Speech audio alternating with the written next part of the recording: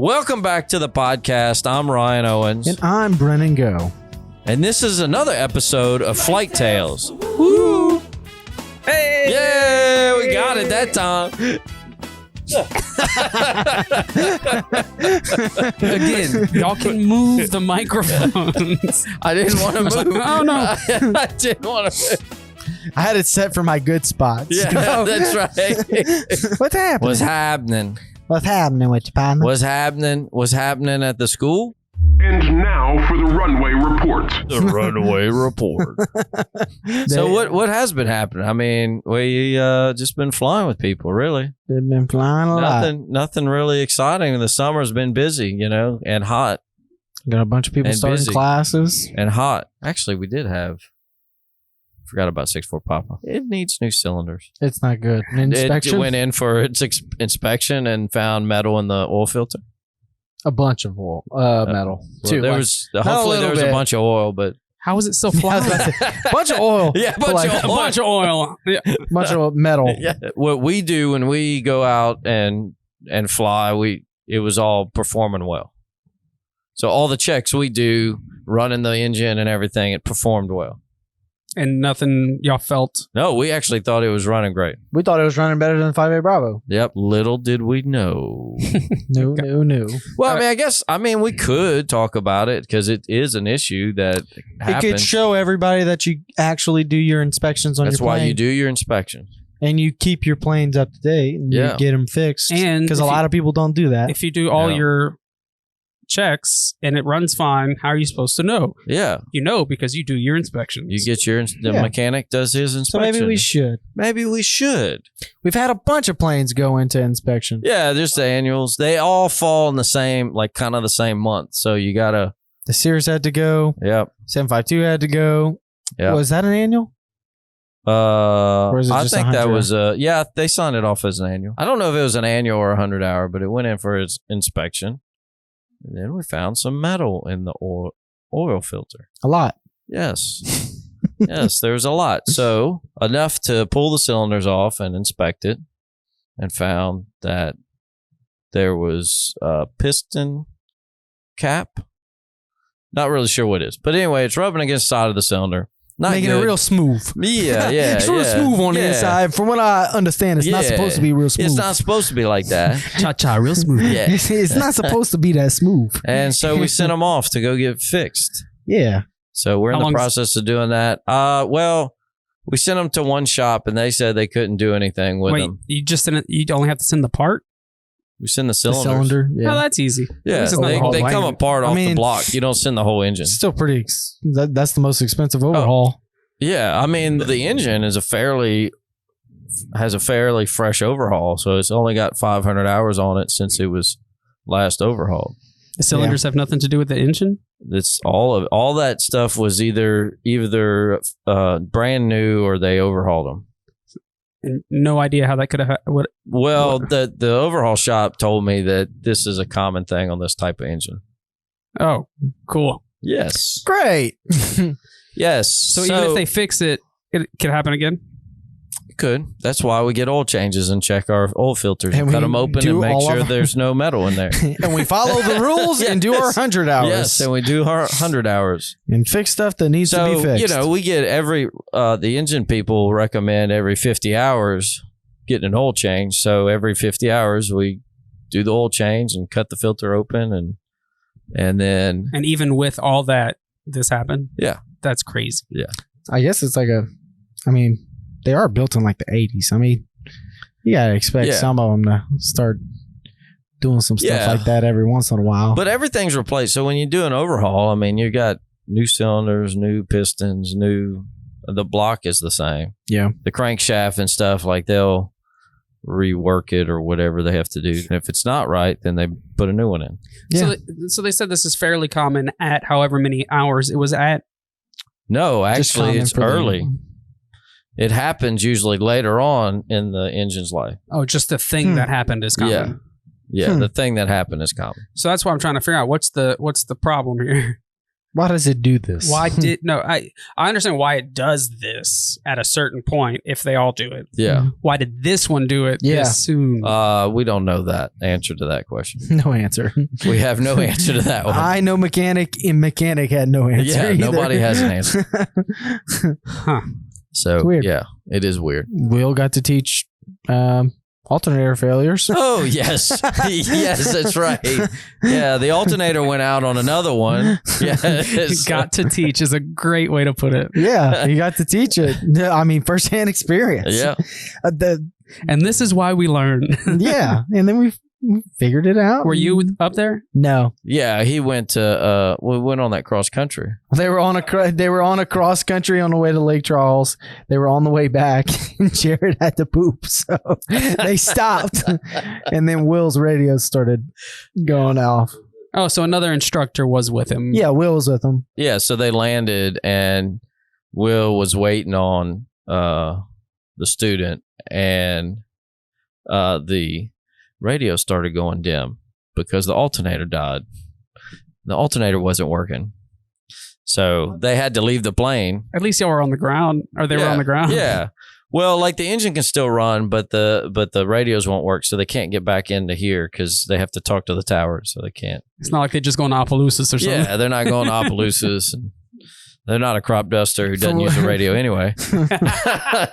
Ryan will find a way to get mad at that one crop duster. That's right. We've all dealt with him because we talked to one of his friends the other day. Who heard the podcast? No, Oh. he was flying around while we went to LaGros. Me and Brennan were doing landings at LaGros, and it was two of them. And he apparently says that guy doesn't have a radio in his plane. Oh, I've heard him use a radio. Maybe that's a different one though. They're all yellow. Maybe, yeah, they all looked at they're all the same yellow. kind of. Yeah, that's what I'm saying. Same kind it's of airplane. like he was saying the one that does all that crap. He was like, "Yeah, my friend don't have a radio, but we're both coming in on 1-3." And I was like, Wait, what? This is what you heard over This is how they talk. "No, that's what they said on the radio." Yeah. Yeah. Yes. My friend don't have a radio, but we're both coming in on the. You're coming in right ahead of me. I'm coming in on 1-3. Uh-huh. It's no like, oh, we're gonna wait up for you. Like, oh, you're landing. We'll watch out. Like, no, we're coming in on 1-3. Y'all get out the way. We coming in. Yeah, yeah. And I was like, okay, we'll just stay out of your way. And they're quick, bruh. We go in and we were doing emergencies coming down, and then they were coming in. So we were like, okay, I told Brant to go around. Then it was calm. So we were going to go around and do a landing on another runway because it's crossing runways at LaGros. And they were already filled up and leaving out. Yeah. And we were coming in. They were like, yeah, we're heading out on 1-3 again. Watch out. I was like, let's go back to Lafayette. Yeah, that's just too much. Watch out. They're coming to Lafayette. That's pretty much what they do, too. It's just ridiculous, but they at least he was talking to us. Yeah, there's been a lot of activity at the school. We've started two new private classes, and they're pretty big. Sean passed his check ride. Yeah, he got his commercial license. Check ride. Fernando got his commercial license.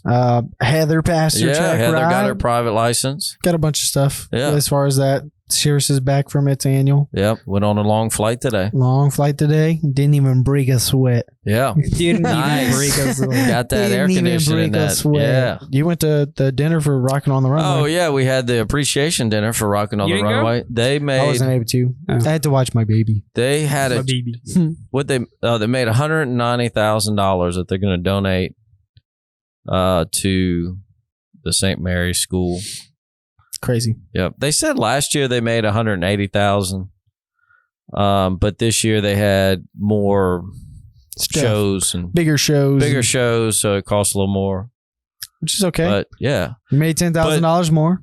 Also they had to cut off people coming in because they didn't have the parking. So if they were able to let everybody that wanted to come in, then probably would have made more money. I mean, I liked the night. I thought the night performance was awesome. Yeah.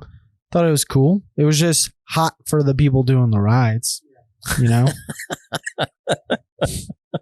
Yeah, passing out. John, help me. Help me. John, too. I mean, he'd come out of the plane just pouring with sweat. It was awful, but it's okay. Everybody else had a lot of fun. Yeah. Just not the pilot. It's okay. It's okay. Just think about all the hours you got. It's just okay. We're just building time. But no, it was charity. Yeah, it was fun though. Let's get some pre-solo advice. Do a takeoff briefing. Hey, if we have an emergency at 700, we'll land below 700. We'll land straight ahead. Above 700, we'll try to come back to the airport. You know, Cirrus has the parachute. You know, so they different factors. Yeah, so.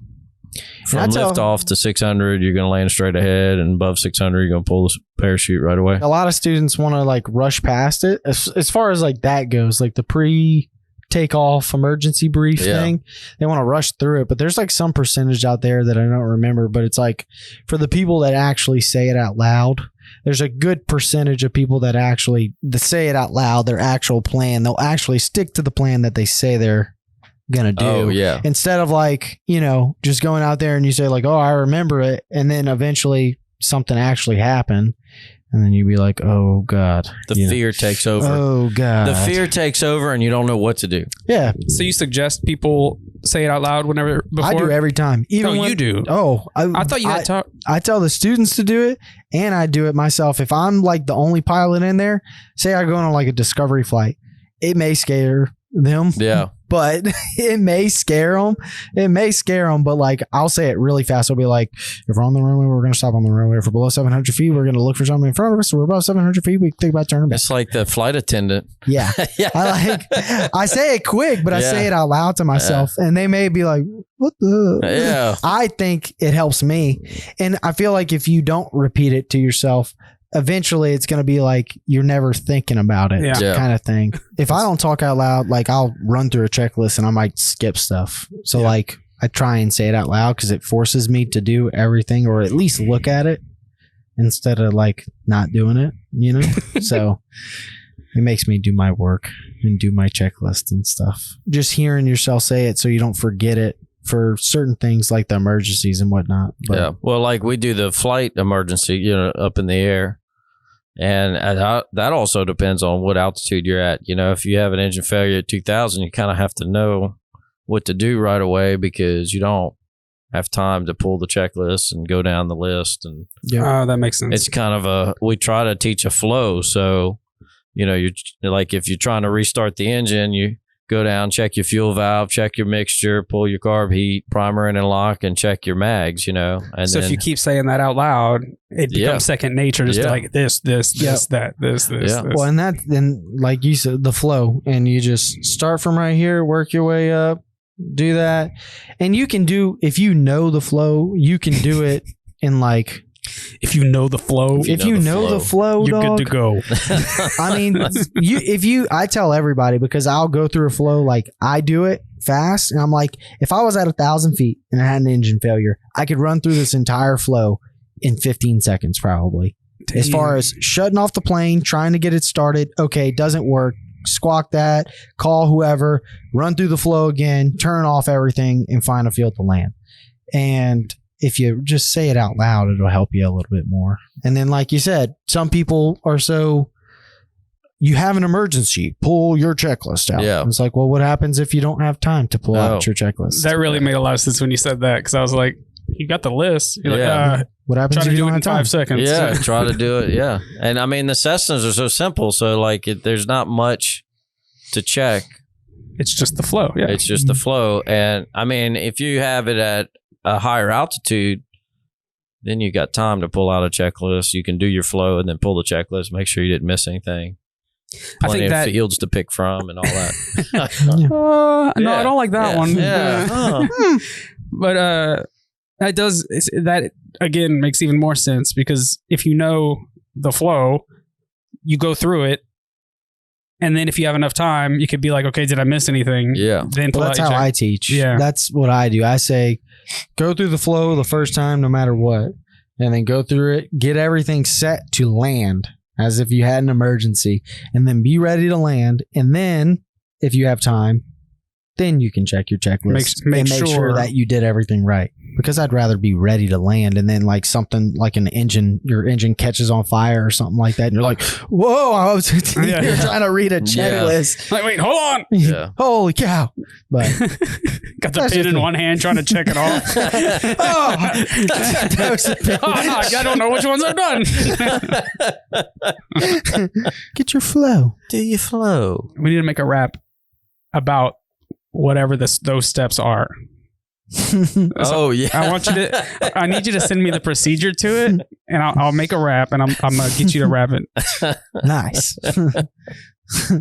That's what everybody has to watch the rapping video. Remember this. Yeah, remember this. Word for word. Whenever they're in there doing the emergencies, they have the... Well, and it's kind of even...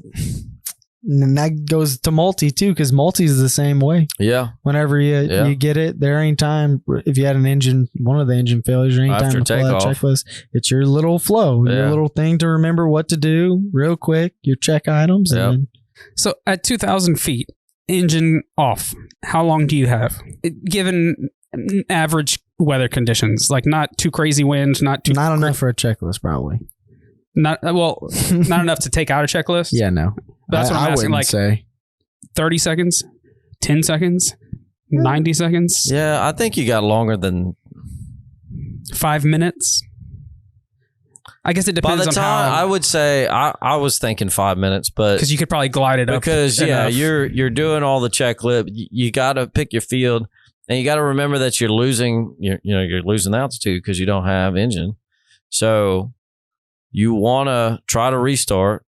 The whole idea is you're gliding, you're picking your field, and you don't want to land in that field. You want to try to get the engine restarted. So you go through your checklist of restart. But that's the first thing you do. I'm gliding straight. Yeah. There's a field. Try to restart it. Yeah. And you got to think of everything from like a logical standpoint for an emergency, at least for me, is like the most important thing is like, oh crap, something bad is about to happen. Let me make sure I'm doing what I need to be doing that is going to keep me alive first, which is finding the field and shooting for my best glide. I'm not about to hit a tree or a mountain. Yes. And then the next thing that I'm going to do to try and keep myself alive is get the engine on. Then if I can't get the engine on, if I can't get the engine on, I need to start letting some people know that I can't get this engine on so they can come find me. And then I'm going to start shutting the engine off so that I don't catch on fire whenever I crash this plane. Hey, honey, I'm crashing in this airplane right now. So if you could just, track my phone real quick and, bring some people because I don't know. Please, help. Come get me. But I'm calm because I did my checklist. Yeah. But yeah, it's just, to me, that it makes sense in my brain. Like if you think of it that way, I think there's a reason for the order for most of the stuff we do. So you just got to understand the reason of why you go in that order. I guess some people in emergencies would start going Mayday, Mayday, Mayday, like right away. Sure, some people may freak out. Well, then, I mean, what if you got it started? Like, what if you had carburetor ice and so you ate? Yeah, basically. They're like, no takesies, backsies. You can't do that. You said you could do it within 15 seconds. Mm-hmm. Go. So you go shoot for best field, best glide. You're going to go on, quarter inch in, carpet on, primer lock, master on, try to start, doesn't work. Squawk 121, 17700, 121, mayday, mayday, mayday, off, carby, doesn't matter. Master's going to stay on for flaps, keys off, key on the dash, land. 18 seconds. That's really, if I saw it right, it might have been a little faster than that. That's the flow. Pretty good, for most of it. And I stumbled on the mayday, mayday. I know. I was like, oh, he lost a second right there. But yeah. And the number, whatever the number was. 121.5. Yeah. Yeah. If you're talking to somebody though, you don't need to squawk 121.5. That's another thing I teach people. If you're talking to someone? Yeah. So like if you're on approach, like talking to Lafayette, there's no reason for you to switch to 121.5. You're already talking. Because Lafayette's going to be listening to it anyway. Yes. That's who you're going to get. Hey, Lafayette. Yes. 1 second. I'm crashing. And another thing I just heard you. Another thing I teach people too is like with being the law enforcement thing, people don't realize in like stressful situations that the first thing to go is your fingertips. and What does that mean? Oh, it means like you don't numbness. have fine motor skills anymore. You can't, your fingertips, your adrenaline starts to make your hands shake really, really bad. And you can't really do what you want to do with your fingers. Imagine trying to press 121.5 enter whenever you just had when your whole hand's just like, when your engine's going out and you're like, oh my God, you know? So it's like, don't make it harder on yourself than what you have to make. Yeah. I mean, I'm sure squawking 7,700 probably helps the tower. Yeah. And you probably should try to squawk 7,700. But if it's taking up a big majority of what's going on, I would assume that it's probably... Once you squawk 7,700, they'll have alarms go off and stuff. Yeah. But it's just like... But I mean, if you've been talking to them, like we always usually try to stay with them while we're out there doing maneuvers. Mm-hmm. So if we had an issue, then we could just go straight to them and say, Mayday, Mayday, Mayday. We, just lost an engine and we're wherever. They know exactly where you're at because they're watching on radar. I think the next hardest part is the judgment for... Oh, yeah, everybody. And that's why I do that engine failure by the airport so that we can actually land. And that was just an Judging idea. What? Sorry, I don't know what y'all talking about. So a lot of people struggle with the emergency, like actually trying to figure out if I'm too high, if I'm too low, if I'm going too fast, if I'm going too slow. Like... He's already starting the rap. Yeah. I mean, I legit say you got to think in your mind, am I high, am I too low, am I fast, am I slow? And if you got to think about that the entire time you're doing it because you don't have an engine, the only thing that you're a glider. Yeah. You mean I picked this spot. Am I too high, too low? Yes. To get to this spot. Yes. Am I high, am I low, am I fast, am I slow? So whenever I do the pre-solo check before somebody solos, I'll take them to Opelousas and fail their engine in a far enough distance to where they can usually try to make Opelousas, and they end up not making it most of the time because of judgment. The point of that is to get them to recognize and be able to judge how high they are. Yeah. Too slow. Do I add flaps here? Do I not add flaps? Do I go into a slip?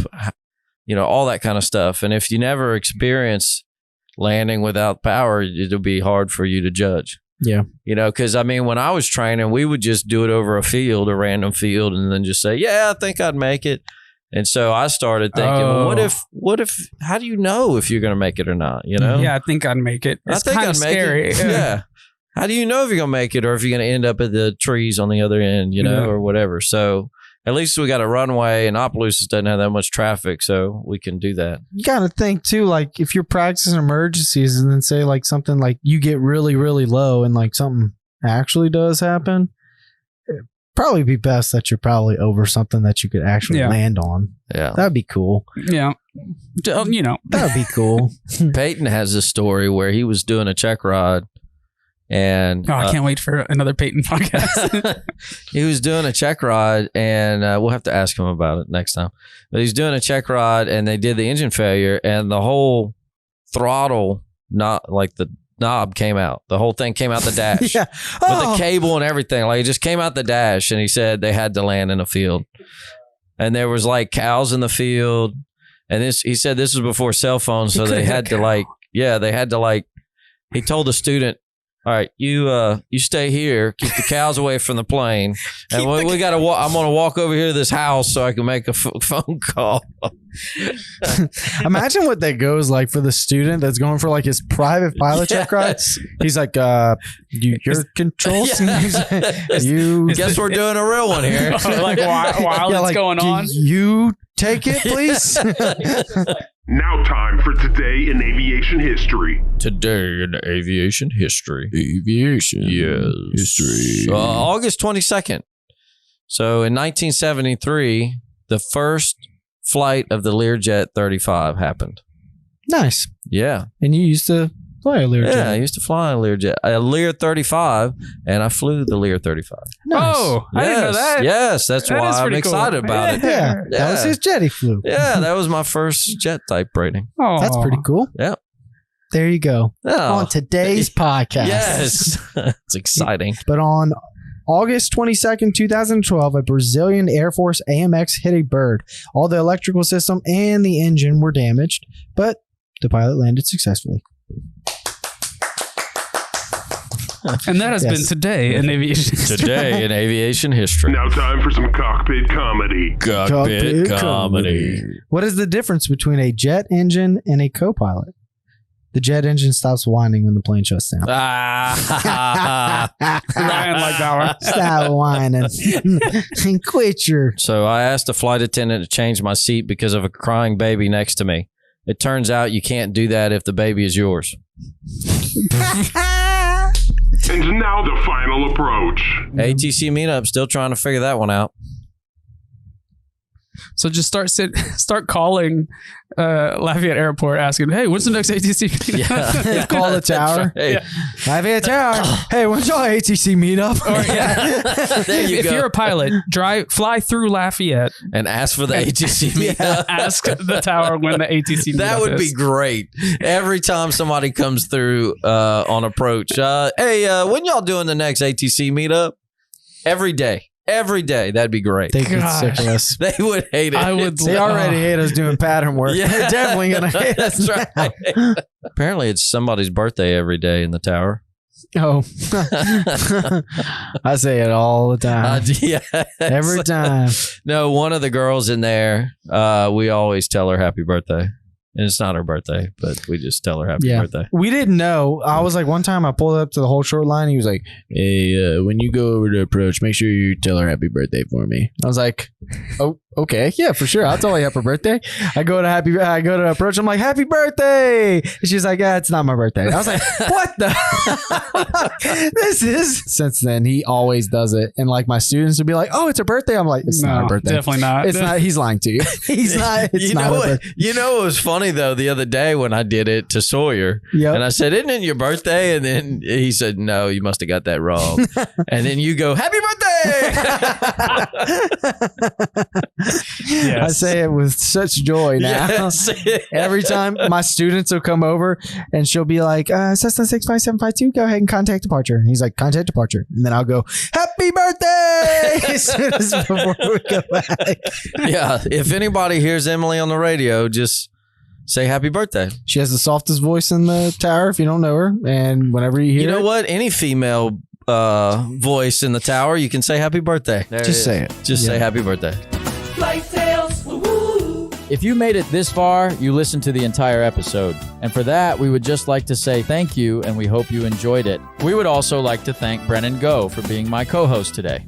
If you have any questions about today's episode or suggestions for future episodes, just leave a comment or message us, and we'll do our best to answer. If you'd like to check out some fun aviation videos, subscribe to our YouTube channel at Owens Flight Training. Or if you'd like to get more information on becoming a safe, knowledgeable, and confident pilot, just head over to our website, owensflighttraining.com.